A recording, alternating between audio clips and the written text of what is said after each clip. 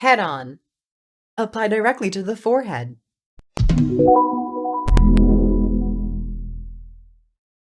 Hello, everyone. Welcome back to the channel. I'm Kroof. Thank you so much for being here. If you're new here, welcome. Today, we're going to be talking about some Guild Wars 2 and primarily about the new PvP changes that have gone through. There were a couple changes to skills. I'm not huge on that. That's just kind of there. But the main thing I wanted to talk about was how the game actually feels now that healing power is really out of PvP. They kind of scrapped all the amulets and instead included the Sigil of Transference for support players.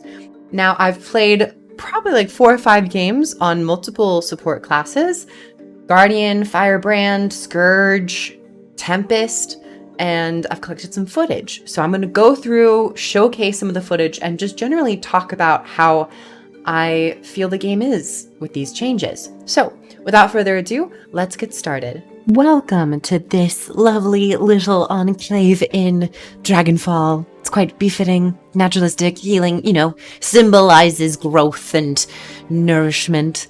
Thought the proper themes for today, considering we're talking about support playstyles in PvP. I'm not really going to go over the specific class changes, as those can always change and all that stuff, but I want to talk about the more general changes with the removal of the healing power amulets and the introduction of Sigil of Transference.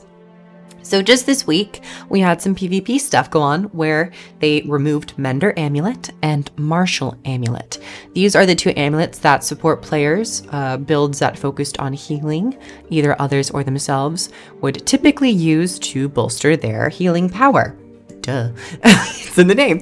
And as this was the case, I guess they started to see that the amulets themselves were a bit too strong, so they wanted to get rid of them and to shift to other amulets with less healing power, which has been the case. Instead of the amulets with healing power, to add the Sigil of Transference to PvP, which grants 20% increase to outgoing healing effectiveness. This primarily targets definitely not any will be applying to yourself, which creates a really interesting situation for people who play support builds, because you become a little bit more squishy in terms of you can't sustain yourself to the same degree that you used to be able to. You have to play a bit smarter in certain situations. You have to be careful of certain skills. And I like this. I like this give and take exchange. Now, going through and playing multiple games, I gotta say, I feel still pretty strong. I was expecting to feel super weak. I was expecting to feel more squishy than I feel like we already are. I'm happy to report that while I think Guardian still is a little squishy when it comes to conditions, of course you can play around that with certain builds. It's probably just the build I'm playing. While Guardian might feel a little bit squishy to me, I've had a really great time on pretty much all the support builds that I've played on. Firebrand was a lot of fun. The healing effectiveness did feel nice. I still felt like I was able to, get some efficient heals out to my allies. I don't know how drastic the Sigil of Transference really feels, because sometimes you just go up against multiple people and you can't really do much about the damage. But overall, I felt like it was still pretty comfortable. I think it's probably a really good midway. It's like a good balance between having really strong heals and having really high self-sustain or really high damage. I feel like this is probably a good change overall. I played a game with Tempest. They felt fine, though I don't know how intense that match was that I played, gotta be honest. But I still felt like I was able to heal my allies with little to no worry. And at least feel like I could keep them alive for longer rather than letting them die in 4 or 5 seconds. I could keep them alive for another 8, 10 seconds, etc., etc. And then I played, I believe, a couple matches with Scourge. Now, Scourge and Necromancer is probably the one class where I am actually going to talk about the changes, because the developers were trying to target down the bunkery, ultra barrier focused, really tanky Scourge playstyles. And in order to do that, they removed the healing amulets, but additionally also chopped away at some of the barrier skills. And to keep it short, I will say that I feel very tanky. I think Necromancer in general is already a profession that has a lot of health and a lot of defensive capabilities with their Shroud, with their high health. And the addition of Barrier with Scourge made it, even when it first released, made it a really tough opponent to kill. Now, there are some times and some methods and some builds that can focus them down, but overall, they really bolster themselves with boon uptime and with barrier and even condition application. Bolstering themselves by killing others quickly. But in the case of Scourge, what I found is that I felt really tanky. And, it feels good to play as, but not necessarily to play against. So I think the one particular class that did not succeed with the developer's main goal with this balance patch and this PvP change was Necromancer. And I think they even said that they were going to look at it even more, just to, see and stuff. But one thing they have to find a certain way to perhaps reduce the amount of barrier that is applied to oneself while keeping the same amount of barrier applied to your allies, because you could have very squishy allies or allies that don't have as much survivability as the Necromancer, and they still would gain a lot of use out of barrier. But I feel like for Necromancer, it's just a little extreme. So I feel like they have to kind of create a trait or some skill changes where the Scourge themselves, has like a 25% decreased, barrier whenever they're applied, when you apply barrier to oneself, to perhaps even that out. That's one idea that I had. Or maybe even reducing vitality while you have Scourge equipped. We have seen certain traits like that, particularly with Berserker, but I don't know if it really fits. It's a very interesting situation to still tackle, because if they keep chopping away at the barrier strength in general, then it won't feel very satisfying to defend your allies and feel like you can support them well. I think that's one thing Guild Wars 2 PvP and the game in general has always struggled with, is that support players are very valuable, but oftentimes they can super heal themselves. They can just out-heal themselves, out-heal all the damage that is being applied to them, and they feel extremely tanky. So you're not only healing your allies, but you're basically a pseudo-tank. And I think right now, Scourge takes that #1 spot. So I would love to see more changes with that.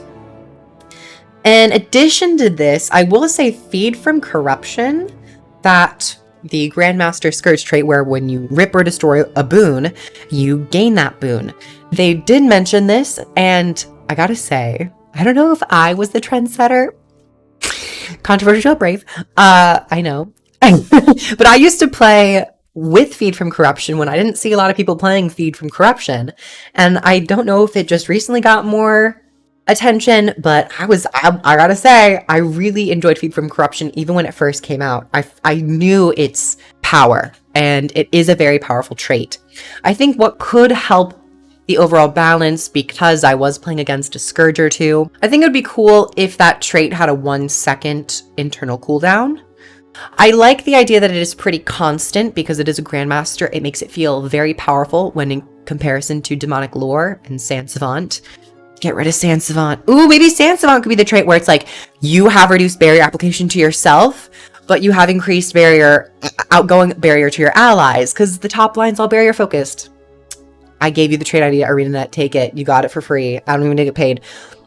But going back from that tangent, I think Feed from Corruption probably could use a 1-second internal cooldown, mostly because a lot of your corruption and boon rip traits and skills, especially with the Shade, are instant activation, and you can rip so many boons so quickly and then gain them. It can be really hard to kill a Scourge right now. Though, that being said, I don't want them to completely bomb Scourge. I want them to kind of make 2 or 3 changes over the coming weeks or months to maybe see how it is. I don't want them to just go like, you have 50% less barrier power. That trait has a 10-second cooldown. I want them to kind of like see how they can like slowly start adjusting it, because I think Scourge could just use a couple tweaks here and there and it'll feel more satisfying to play as a support. and more satisfying to go up against, where you don't feel like you're there for 2 minutes trying to whittle down 10k barrier and then get to their 30k health. It's kind of what we're dealing with right now. But I will say overall, this patch has been really interesting, and I like the direction that support and healing is going in. I would like to see a couple more shaves from like personal healing and more of an emphasis on outgoing healing. I think support playstyles should be in that role, that they are supporting their allies, not necessarily supporting themselves. However, I do think that bunkers and tanky playstyles could still exist with healing skills. I think that your heal skill, your 6th skill, should be more tailored to giving you a stronger heal and making you a little bit more tanky.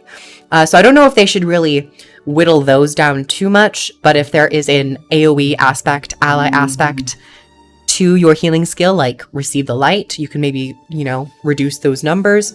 But I think that they should pretty much keep healing skills kind of alone, unless there's one that's just incredibly insane, giving you so much healing.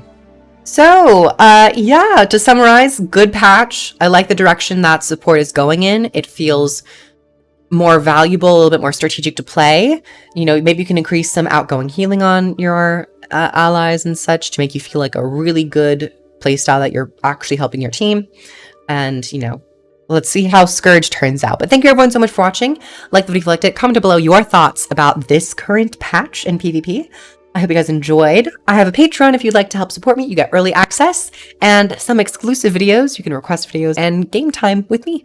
So thank you everyone, and I'll catch you guys in the next one. Bye everyone.